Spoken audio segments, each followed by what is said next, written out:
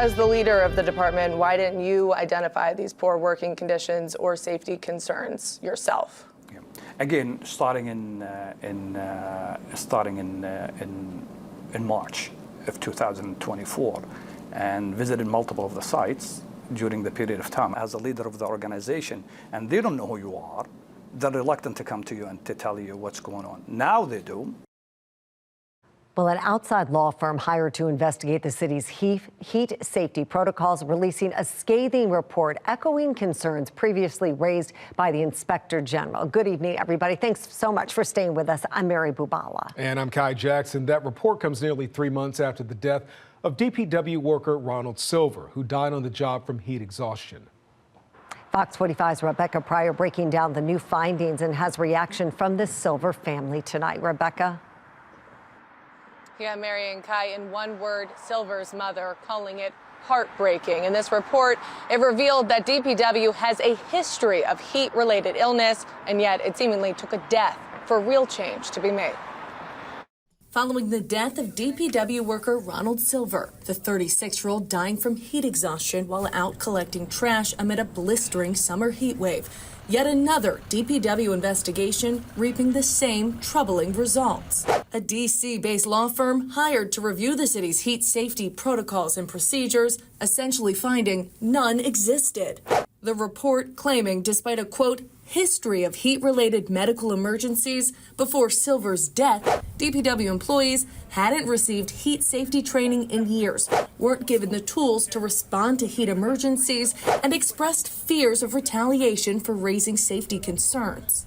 It also revealed in Silver's case, an emergency phone line dubbed the Control One outlet could have been called. However, employees were reportedly unaware it existed, and those answering the phones weren't trained to respond to heat emergencies. This report has paved the way for us to identify a lot of the issues. We have taken steps already in dealing with most of these issues at this point. In response, the city setting up a series of new safety measures, including a plan for adequate training programs, a division dedicated to workplace safety, and a new hotline where employees can anonymously report concerns without fear of retaliation. Additionally, a heat illness prevention plan laying out triggers requiring water and rest breaks whenever temperatures reach dangerous degrees. The message to the family is that we're really feel very incredibly sorry for the death of Mr. Ronald Silver. But as we talk about this, is our commitment as a city is to move forward and make the changes that we needed to make. Change the Silver family is calling too little, too late. It shouldn't require a man's death to do what is a basic requirement of being humane. The Silver family attorney, Thruving Naraja, pointing to a scathing Inspector General report, sounding the alarm 3 weeks before Silver's death. In it, detailed heat safety concerns, the IG citing a lack of water, training, working AC units, and an abusive work culture. At the time, DPW claiming all employees had been proactively provided comprehensive heat safety training. The likelihood that a lawsuit may be needed to bring a measure of justice to the family. Was that a lie? No, I wouldn't say that is all employees. Not directly, we did train the trainers.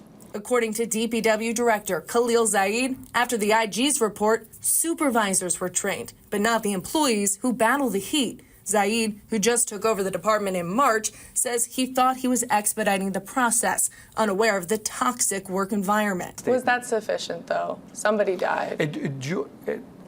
Talking about after the fact, that's easy to say. But while we're looking at it during the month of July, we did the best appropriate way of training at the time, and that is train the trainer.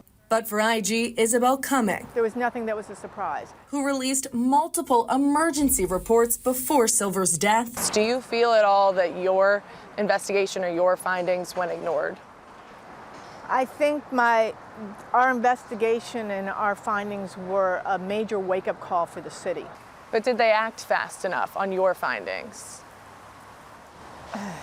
Well,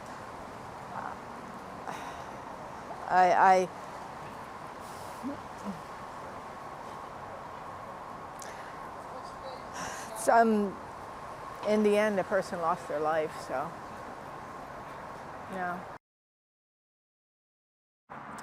In the meantime, the IG and the state continue to conduct ongoing investigations into DPW. We expect them to release their findings by the end of this year. Reporting live in Baltimore City, Rebecca Pryor, Fox 45 News.